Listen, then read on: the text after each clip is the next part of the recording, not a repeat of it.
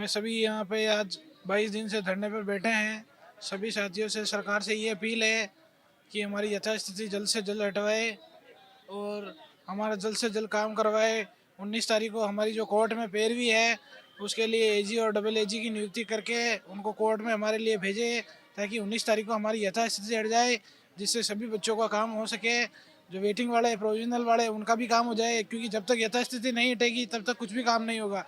तो सरकार से हमारी यही अपील है, उनसे यही हाथ जोड़ के निवेदन है कि हमारे कैसा भी करके मामला संज्ञान में ले और एजी डबल एजी की नियुक्ति करके कोर्ट में एजी डबल एजी को भेज के हमारे 19 तारीख को काम करवाए, ताकि यथास्थिति बहाल हो सके और हमारा काम सुचारू रूप से चल सके। मेरा नाम किशोर कुमार नट है। मैं उदयपुर डिस्ट्रिक्ट से हूँ और यहाँ पर मैं जयपुर शहीद स्मारक पर आया हूँ। 22 दिनों से धरना प्रदर्शन कर रहे हैं हम यहाँ।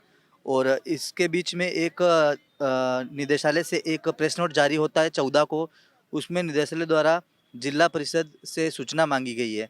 उसमें ये बताया गया है कि जिनके नियुक्ति आदेश 30 नवंबर 2023 से पहले जारी हो गए थे, उनकी सूची मांगकर उन्होंने जिला परिषद को स्पष्ट किया है कि आप हमें उनकी डाटा फॉरवर्ड करो और इनका हम कार्यगण के लिए ये करेंगे।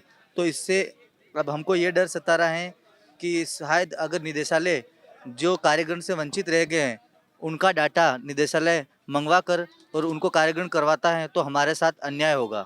देखो, शिक्षा मंत्री जी है ना, वो मंत्री बन गए हो। वो क्या है कि जैसे ही मंत्री बने तो उनके ना तो वो आवास में मिलते हैं, ना वो उनके घर पे मिलते हैं। हम युवा हैं, हमारी सरकार सुनने को तैयार नहीं है। हम मंत्री जी से मिलने जाते हैं या सीएम सर से मिलने जाते हैं तो हमें मिलने के लिए पहले बोलते थे कि आप खड़े हो जाओ लाइन में, क्योंकि आज तो हम सरकार चुन के भेज दी तो कौन सुनता है? कोई सुनता है क्या भाई? सरकार के नाम में सर लगा हुआ है, इसका मतलब वो बड़े हैं, तो कहाँ मिलते हैं वो छोटे लोगों से, युवाओं से? तो मेरा मानना ये है कि भाई हमारी जो ये सरकार बनी है भाजपा सरकार की, हमारा भी योगदान रहा है उसमें कहीं ना कहीं, और आगे जो सरकार बनने जा रही है उसमें भी हमारा युवाओं का सबसे बड़ा योगदान रहता है राजस्थान में। ऐसा नहीं करो कि भाई युवाओं के इस दर्द को समझो, कहीं सरकार में कोई फेरबदल आए, कुछ कोई युवा कोई फैसला ऐसा ले ले कि भाई कोई दिक्कत खड़ी हो। इसलिए आपसे निवेदन है सरकार से, राजस्थान सरकार से, कि इन युवाओं की बातों को सुने, समझे, और हमारी जो 19 फरवरी को जो हमारी सुनवाई है उसमें सेलेक्टेड बच्चों को उनके स्कूल तक पहुंचाओ। ये सरकार का काम है। अगर हमारे हाथ में होता, युवाओं के हाथ में होता, तो हम तो कब का कर लेते। हमारे हाथ से बाहर है जो चीज़, हम तभी तो आपके यहाँ पे बैठे हैं। हमारी जो चीज़ें हमको नियुक्ति जो मिली है उसके लिए हम यहाँ पे बार बार यही कह रहे हैं कि भाई सरकार हमारी बात सुने, हमें आगे भेजे, सेलेक्ट हो गए, वहाँ हमारे स्कूल तक पहुँचाए। ये चीज़ें हमारे परिक्षेत्र से बाहर हैं, जो कि सरकार के अंडर में आ रही हैं, तो न्यायपालिका के अंडर में आ रही हैं। तो न्यायपालिका को और सरकार को इन चीज़ों पे ध्यान देके, इन 1 महीने से जो धरने पे युवा बैठे हैं उनकी बात सुन के उन्हें स्कूल में भेजो। 19 तारीख को जो फरवरी में सुनवाई है, आचार संहिता लगने जा रही है, उससे पहले इन बच्चों को लोकसभा चुनाव में अपनी भूमिका निभाने के लिए इनके स्कूल में पहुँचाओ। एक तरफ सरकार कहती है कि भाई टीचरों की कमी है, और एक तरफ यहाँ पे टीचर बैठे हैं। देखो, टीचरों की कमी होने के बावजूद भी 4000 शिक्षक यहाँ कह रहे हैं चिल्ला चिल्ला के कि हमें स्कूल में भेजो। एक तरफ सरकार कहती है कि शिक्षक नहीं है, एक तरफ शिक्षक बैठे हैं। कैसी विडंबना है! सोचने वाली बात है कि शिक्षकों के होने के बावजूद भी सरकार ये सोच के नहीं रह जाती अरे शिक्षक नहीं है। अरे हम कह रहे हैं ना, हमें शिक्षक, हमें लगाओ ना काम पे, हम पढ़ाएंगे ना बच्चों को।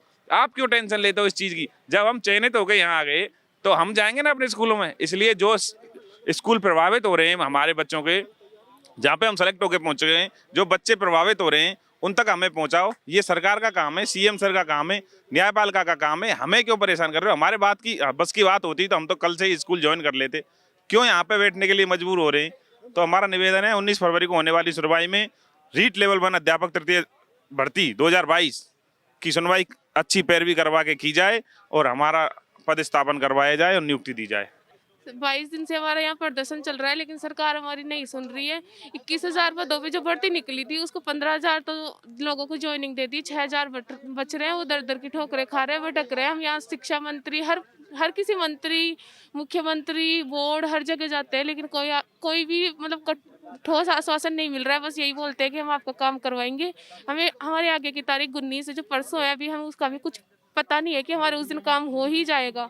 मैं तो मुख्यमंत्री महोदय हमारे भजन लाल जी, उनसे बोलना चाहूँगी, सर हमारा काम करवाए, हम आपके हाथ जोड़ते हैं, इससे अगर सफर नहीं हो रही तो पैर पड़ जाएंगे, लेकिन हमारा काम करवा दो सर कैसे भी।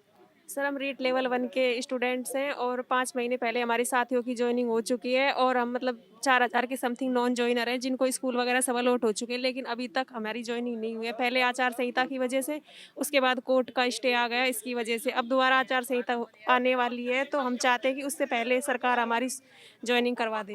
सर हमें 22 दिन हो गए हैं लगातार धरने पर बैठे हैं। हमारी सरकार है वो कोई भी बात नहीं सुन रही है और हम चाहते हैं कि 19 तारीख को हमारी सुनवाई है और हमें अभी पता नहीं है कि हमारी सुनवाई 19 तारीख को होगी या नहीं होगी। तो हम सरकार से मांग कर रहे हैं कि हमें हमारी एजे से पैरवी करवा के हमें जल्द से जल्द इस यथास्थिति से राहत दिलवाएं और हमारा काम हो जाएगा, हम स्कूलों में पहुंच जाएंगे। हम देखिए इस खुले आसमान के नीचे इतनी धूप है, दिन में धूप होती है, रात को ठंड होती है, इतना सभी का मतलब स्वास्थ्य भी ऐसे हो रखा है, बीमार हो रहे हैं बच्चे, तो बहुत सारी परेशानियों का ऐसी परिस्थितियों का सामना करना पड़ रहा है। तो हम सरकार से यही मांग कर रहे हैं कि हमारी जल्दी से जल्दी एजी से पैरवी करवा के और इस यथास्थिति को बहाल करवाएं ताकि जो चयनित शिक्षक हैं उनको नियुक्ति मिल सके। सर हमारी मांग यही है राजस्थान कर्मचारी चयन बोर्ड और राजस्थान सरकार से कि जो चयनित हो चुके हैं उनको नियुक्ति मिले और रिक्त पदों पर परिणाम जारी हो और प्रतीक्षा सूची जारी हो।